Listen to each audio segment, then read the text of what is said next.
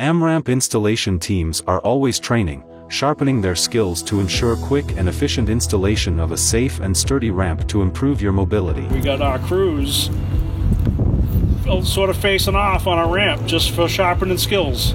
And things worked out really well. We got 3 29-inch ramps going on, 6 platforms all together. Everybody's having a good time.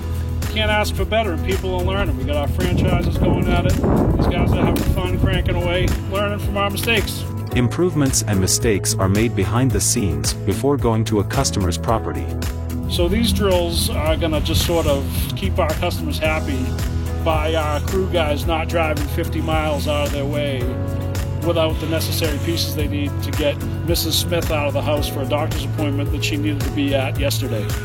Because of this training, installation teams become better equipped, ready to anticipate the next steps, and learn how to overcome any hurdles quickly while on a real-world job. Accuracy and just performance and like I said, learning experiences. Learn by repetition. These guys build these things every day, and they try to do it quickly, and they realize by doing these quickly that quickness isn't always the best way to get it done. It's just kind of thinking it all out and making sure it's done right.